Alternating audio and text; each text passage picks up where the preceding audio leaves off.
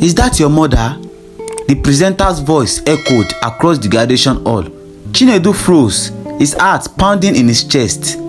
All eyes turned toward the woman standing near the stage. Her clothes were old and dirty, her skin worn from years of hard work.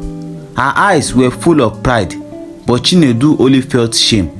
The room grew silent as the murmurs began. His friends, seated at the front, exchanged confused looks. His throat tightened. "No," Chinedu stammered, barely able to hear himself over the sound of his heartbeat. "No, I don't know her." The presenter hesitated, shocked. "But I said I don't know her," Chinedu shouted, his voice louder now, trembling with fear. "How can someone like that be my mother?" Gasp rippled through the hall. The woman's face fell. Without a word, she turned and walked away, disappearing from sight as Chinedu stood there, the weight of his denial heavy on his chest. Once upon a time, in a small, dusty village, lived a boy named Chinedu. He grew up in poverty, his family struggling to make ends meet after his father died from a terrible illness when Chinedu was only in primary 5. His mother, Ineoma, a resilient woman, toiled day and night to ensure that her son would have a better future. Despite her hardship, Ineoma was determined that Chinedu would achieve his dreams. Chinedu was a bright child, his brilliance earning him a scholarship when he entered senior secondary school. This scholarship was a blessing, for it relieved his mother of much of the financial burden, allowing her to focus on providing him with food and allowances. Though their lives were tough, Chinedu never lacked for love and support, and he adored his mother, fully aware of the sacrifices she made. But life has a way of changing people. As Chinedu progressed in school, he was introduced to a different world. He was admired for his intelligence and quickly befriended a group of rich students who saw his academic brilliance as an asset. One day, Chinedu met these wealthy friends through a class project that required group work. His quick thinking and sharp mind impressed them, and they began inviting him to their parties and outings. These new friends, however, were spoiled, rude, and arrogant, products of their wealthy upbringings. They flaunted their riches, buying expensive clothes, gadgets, and cars. Chinedu, who had never experienced such luxury, was swept into their world. At first, he hesitated, but soon he found himself lying about his background, pretending to be one of them.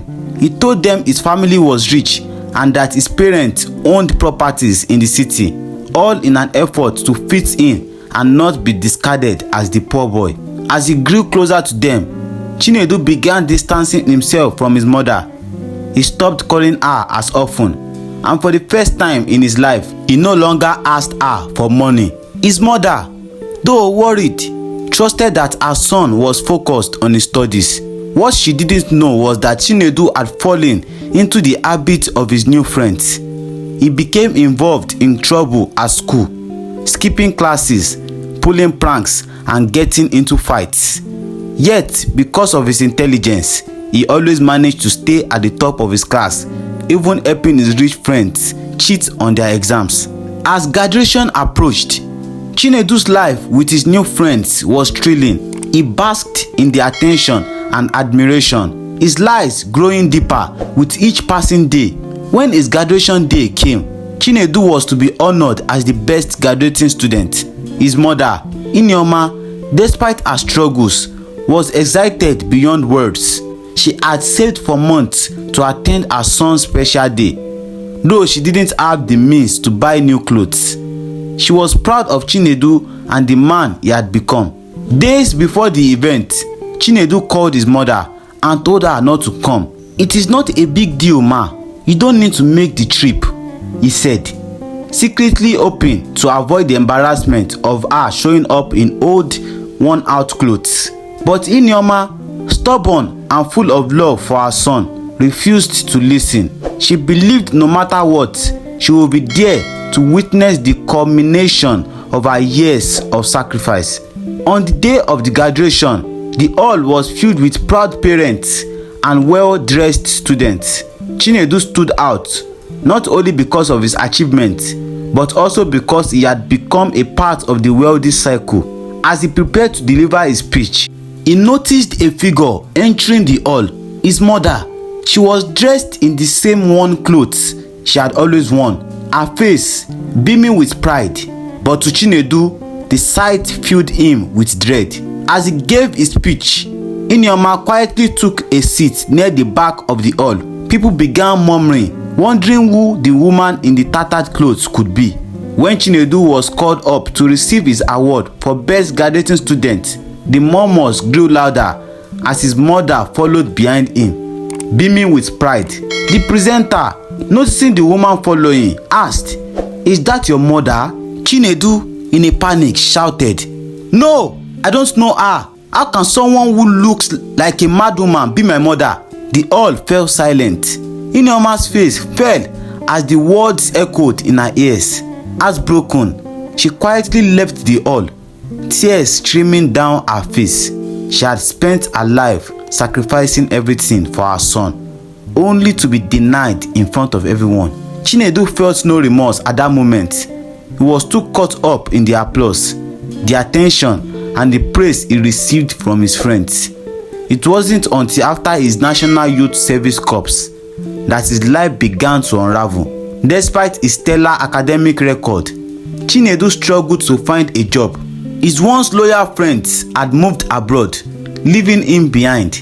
Desperate, he turned to his church for help, seeking spiritual guidance. During one intense prayer session, the pastor revealed to him, "You have offended someone very close to you, someone of your blood. Until this person forgives you, your path will remain blocked." Chinedu knew immediately who it was, his mother. He had not spoken to her since the day of his graduation, not even checking in on her well-being. Overwhelmed with guilt, he rushed to his village, only to learn that his mother had died months earlier from depression, her heartbroken state leading to a fatal heart attack. The weight of his action crushed him. The pastor's words haunted him. "If the person you offended cannot forgive you, you will live with this curse until you die." Chinedu knew that his mother's spirit was too hot to forgive him, and now he would live with the consequences of his arrogance for the rest of his life. So guys, this is how I'm going to be ending this video. Don't forget to like, share, and subscribe. Thank you.